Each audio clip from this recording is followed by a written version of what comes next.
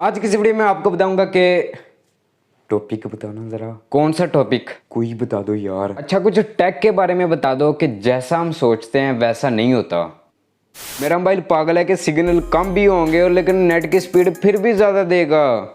आप जब वाईफाई या फिर मोबाइल डाटा को इस्तेमाल करते हैं और आपके सिग्नल कम आ रहे होते हैं और आपके दिमाग के अंदर ये लाजमी आया होगा कि मैं अभी जो वाईफाई की डिवाइस है उसके पास जाकर बैठ जाऊं तो मेरी स्पीड और सिग्नल इस तरह फुल हो जाएंगे, तो ऐसा बिल्कुल भी नहीं होता। कि कई दफ़ा ऐसा होता है कि सिग्नल एक आ रहा होता है वाईफाई का या फिर मोबाइल डाटा का, लेकिन चल 4G रहा होता है। और कभी कभी ऐसा भी होता है कि सिग्नल फुल आ रहे होते हैं और चल 2G रहा होता है, नहीं तो 3G चल रहा होता है, लेकिन सिग्नल फुल होते हैं। जो भी टावर है उसका मैं उसके पास जाकर बैठ जाऊँ तो मेरे सिग्नल फुल आ जाएंगे और जो उसकी स्पीड है वो भी बढ़ जाएगी।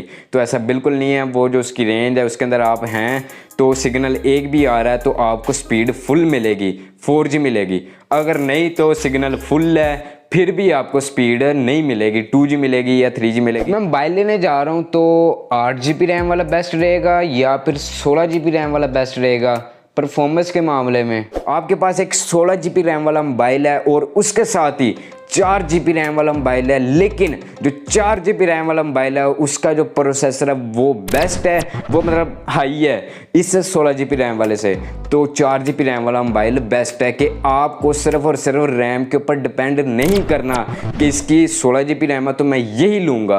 आपको प्रोसेसर के ऊपर भी ध्यान देना है। 4GB रैम तो आपके मोबाइल के अंदर होनी चाहिए ना, और उसके बाद फिर आप प्रोसेसर देखें। रैम के ऊपर ज़्यादा आप ना भागें। अगर आपका प्रोसेसर अच्छा है तो फिर ही उसकी परफॉर्मेंस बनेगी, वरना रैम से कुछ नहीं बनेगा। इनकॉग्निटो मोड सबसे सही है, इसे कोई नहीं देख सकता। ये इनकॉग्निटो मोड, यही मोड। तो आपके दिमाग के अंदर भी ये लाजमी आया होगा कि इनकॉग्निटो मोड है, इसके अंदर हम कुछ भी सर्च करेंगे तो वो कहीं भी नहीं शो होगा, उसे कोई भी नहीं ट्रेस कर पाएगा, उसे कोई भी नहीं देख सकता।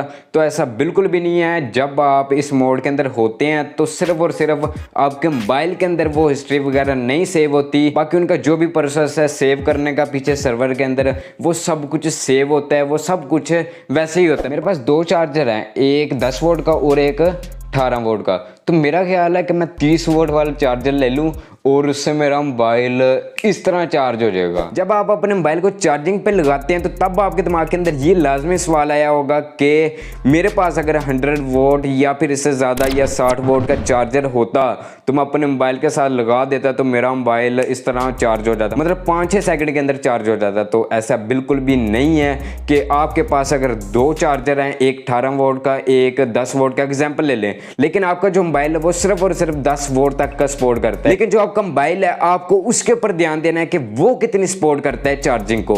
तो अगर वो 10 वोल्ट का सपोर्ट करता है तो फिर 10 वाला लगाएं। अगर आप 18 वोल्ट वाला चार्जर लगाएंगे उससे कोई फर्क नहीं पड़ेगा। आप कहेंगे कि मैंने 18 वोल्ट का चार्जर लगा दिया अब तो ये चुटकी के अंदर चार्ज हो जाएगा, तो ऐसा नहीं होना, क्योंकि वो करते ही 10 वोल्ट का सपोर्ट है तो उससे ज़्यादा लगाएंगे तो क्या फ़ायदा होगा। मेरे मोबाइल के अंदर वायरस आ गया है तो कोई ना कोई मैं प्ले स्टोर से एंटीवायरस को डाउनलोड कर लेता हूँ। आप ये लाजमी सोचते होंगे कि मेरा मोबाइल है इसके अंदर वायरस आ गया तो मैं एंटीवायरस करके कोई तो अपने मोबाइल का वायरस को भगा दूँ, तो ऐसा बिल्कुल नहीं होता।